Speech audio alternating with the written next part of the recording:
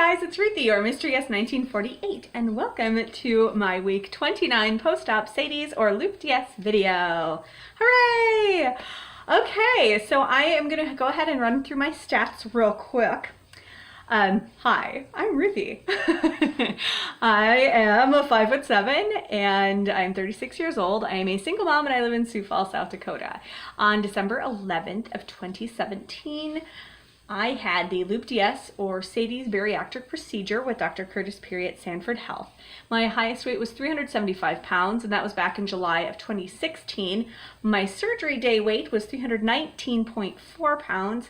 Last week I weighed in at 245.2, and on the 1st of July I weighed 244.8, which is a loss of 0.4 pounds for the week.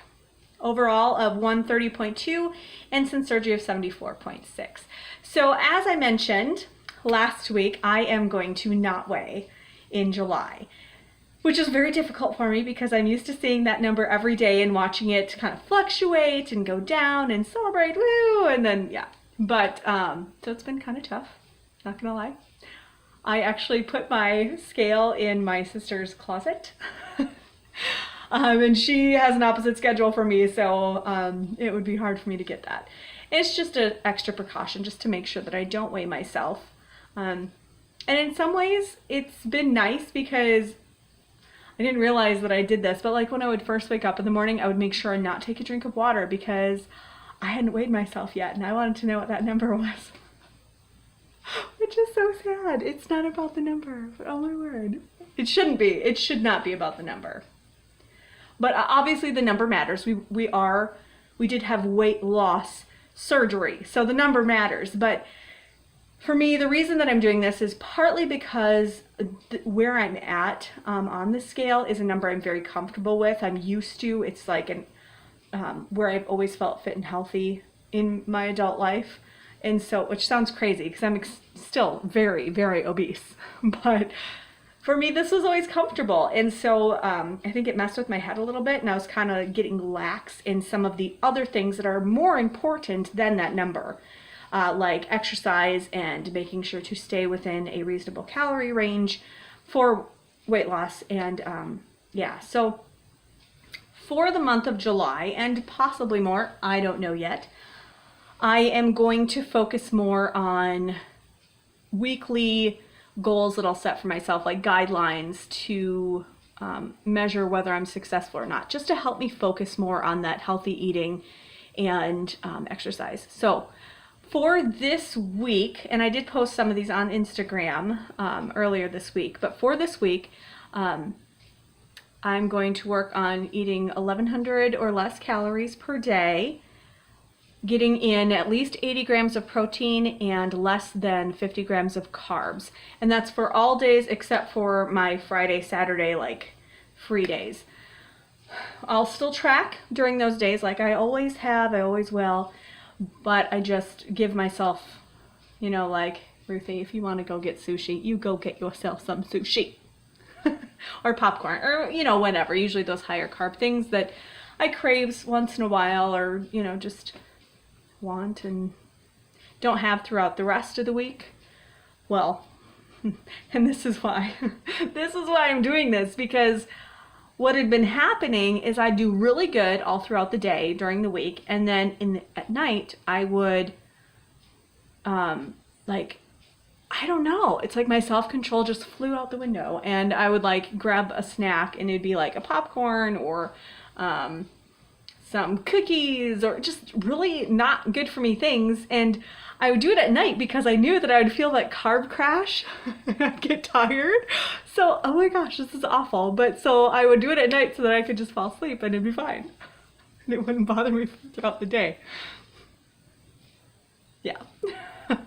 So I really wanted to narrow in on the diet aspect a little bit just to keep myself in line, because I am a food addict. And if given the opportunity to rationalize eating something not good for me, I will probably do it.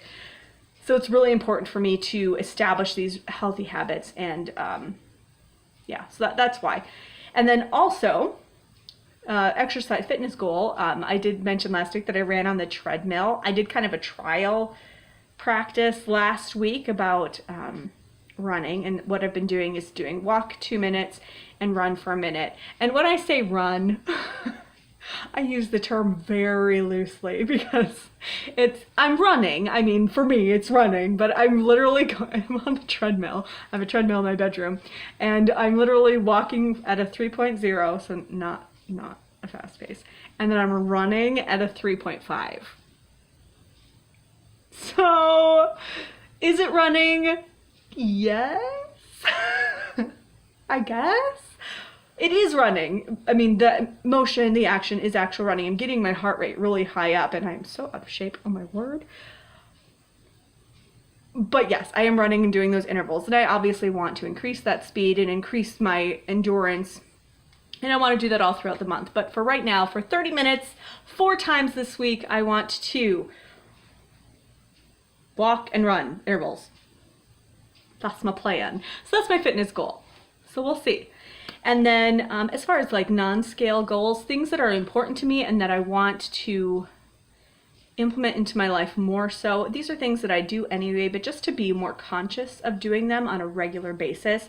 One is really spending some quality time with my son at least 3 times a week, whether that's taking him to the pool or to the park or sitting down and playing a game on the floor or, whatever, just something that's quality time for him. Those times are really important to him.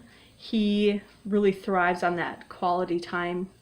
I don't know if that's like his love language or whatever, and he needs that focused attention where I am just with him without the distraction of making dinner and doing the laundry and cleaning the house and taking care of XYZ number of things that come with being a single mom, and just focusing that attention on him. So I want to make sure and do that at least 3 times during the week. And also would like to at least once a week reach out to a friend, whether I get coffee with them or just talk to them on the phone or text or whatever, just to keep that community connections going and that I don't become too insular, which also is a trapping of single momhood. Sometimes you get so busy with taking care of the little guy, you forget that you have people out there that really love you and that you really care about, and that it's important to be involved in other people's lives, not in your business, but just in each other's lives on a very real and connected level. I don't know if that makes any sense, but just to keep myself social and so I don't go absolutely nuts. So that's that. So those are my goals. Yay. Let's see. I don't know if there's really a lot else I wanted to talk about. I did want to mention, so one of my reaching out to a friend thing, this last Friday I was invited to some person's house to go swimming with Keegan, and I'd never met these people. And I was going with a friend of mine who's a neighbor, and we just, so Keegan could go swimming. And first of all, in public where, there are other people wearing a swimsuit. Yay! Actually, I didn't even care. But, there's just this twinge of, oh, okay. Sure, I'll be, all exposed and jump in a pool of strangers. Sure. Uh-huh. And there shouldn't be, because no one cares. No one cares. But there's just that little bit of a, okay, fun. Mm-hmm. And, but it was fine. But one thing I did notice is that when we were done in the pool and we were all just sort of sitting around kind of chit-chatting, everyone else kind of knew each other, and I was just the invited friend person. I don't know. But the person that brought me, my neighbor, she was, talking with people, and I'm like sitting there not really knowing what else to do besides take care of Keegan. So I did that, but then he was busy playing with this other little boy, and I'm like, okay. So I just like nervously, I don't know if nervous is the right word, but I just like ate for something to do. And they didn't have good for you things there. I mean, it was like a pool party, like I had half of a hot dog. I mean, I didn't eat the bun, but I was like eating this hot dog, and I wasn't hungry, and I had some potato chips, and I'm like, after the party, I'm like, why? Why did I do that? Like, I wasn't hungry. It's like I needed something to do. And I think that may be a thing for me, is that in social situations where there's food available, if I feel uncomfortable at all, or maybe it comes back to that boredom thing. Like, it wasn't that it was boring. It was just that I didn't know these people. I didn't really know what to say. Like, hey, how you doing? What do you do for a living? Oh, that's cool. And, oh, got distracted. Have to take my little boy to the bathroom. Come back. Everyone's in a conversation. I'm just going to snack on some cheese balls because that's something I can do with my mouth since I'm not using it to speak to people. And I don't know if you guys experience that, if that's a thing that you've dealt with in the past, or how do you deal with those situations, like socially semi-awkward situations while I'm sitting there in a swimsuit, by the way. Oh my gosh, whatever. I make it sound like it was more awkward than it was, because it really wasn't bad, but it was just, I noticed that that's what I did. It's kind of a nervous, here, I'm doing something. See, I'm not just sitting here like awkwardly and looking at people having conversations. Like, oh, I'll just, snack on some cheese balls, that's fine. Oh, but yeah. And it was just something that I noted, because I had to, obviously record it in MyFitnessPal. But July is a very significant month for me. It's, last year at this time, I was still a smoker. I quit smoking in the month of July. Also, July is the month where I finally kicked out my crazy ex-boyfriend.